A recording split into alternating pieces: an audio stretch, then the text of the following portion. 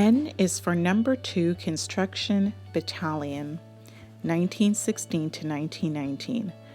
The Revolutionary No. 2 Construction Battalion of World War I was the only all-black segregated enlisted unit in Canadian military history. Created in 1916 and headquartered in Nova Scotia, Black Canadians joined from all over the country to serve during the war. Of the unit's 19 officers, there was only one Black captain, William A. White. He served as the unit's chaplain and was the grandfather of Justice Champion Donald H. Oliver. After training, the battalion of 600 served bravely on the brutal front lines of the World War I. Many hoped to be in combat, but few saw action. Most of the battalion's efforts went to building roads, defusing landmines, for advancing troops, and bringing out the wounded. After the war, the unit was disbanded. O is for Oscar Peterson, born in Montreal, Quebec, August 15, 1925. Dazzling Oscar Peterson is considered one of the largest jazz pianists and composers of all time. His parents moved from the West Indies to Canada and raised their 5 children in Montreal. He began learning music at the age of 5, studying trumpet and piano. After having problems with his lungs, he focused on piano, practicing for hours every day. In 1940, at the age of 14, Oscar won a national competition. It set the stage for an incredible career that included playing with many greats like Count Basie, Ella Fitzgerald, and Louis Armstrong. He released over 200 recordings, won 8 Grammy Awards, and received many honors. Known for being an incredible musician, Peterson was nicknamed by jazz legend Duke Ellington as the Maharaj, which means great king of the piano. P is for Porsha White, born in Truro, Nova Scotia on June 24, 1911. Breathtaking opera singer Porsha White is remembered for her beautiful singing of classical European works and Negro spirituals. Porsha was the third of 13 children born to Reverend Captain William A. White of the No. 2 Construction Battalion and his wife Izzy Dora White. She was part of a very respected family with members including Justice Defender Donald H. Oliver. Porsha began singing at the age of 6 in her father's church and was learning opera at 8.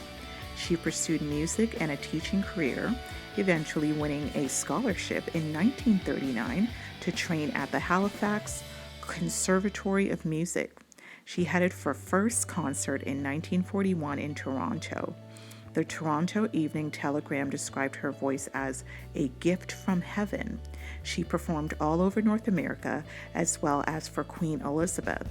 In 1999, Porsha was featured on a special edition Millennium stamp celebrating Canadian achievement.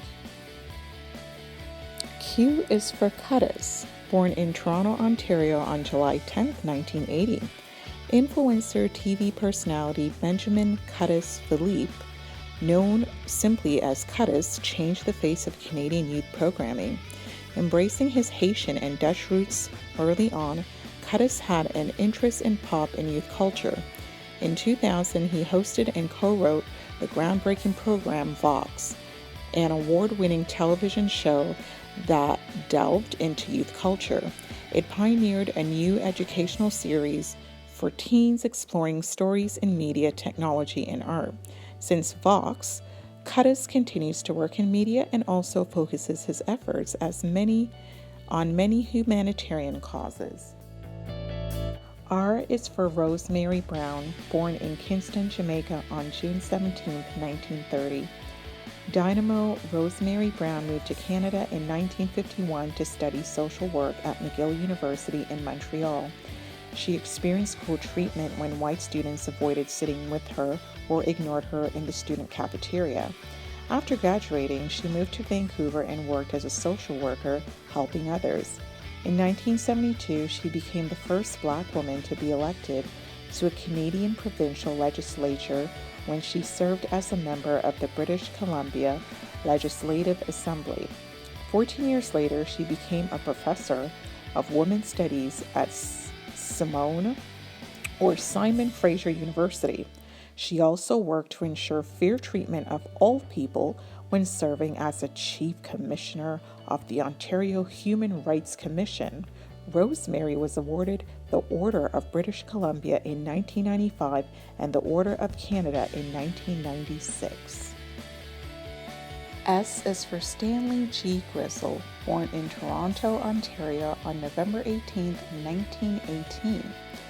Fearless Stanley G Grizzle was a powerhouse civil and workers' rights activist. He wanted to ensure people were paid and treated fairly at a job. In 1940, he worked as a train porter and became involved with union work as a member of the Brotherhood of Sleeping Car Porters, BSCP. It protected the rights of the black railway workers because they were not welcomed in the union for white workers. He was elected president of a local BSCP chapter and helped to successfully push Canadian Pacific Rail to improve working conditions and promote black individuals into management positions. He also organized the first Black History Month celebration in Toronto in 1950. Stanley and a colleague were the first black candidates to run for Ontario's Legislative Assembly in 1959. He was appointed to be a citizenship judge in 1978 and was the first black Canadian to hold this position. Stanley was given the Order of Canada in 1995, and a Toronto East End park was named in his honor. T is for Tessa McWatt, born in Georgetown, Guyana in November 1959. Celebrated author Tessa McWatt's novels, stories, and essays are highly praised for their unique voice. She arrived in Canada at the age of 3 and early on knew she wanted to become a writer. After completing her master's in literature, she realized her dreams. Tessa has authored many works exploring identity and relationships, including her novel Dragon's Cry, which was shortlisted for the Governor General's Literary Award.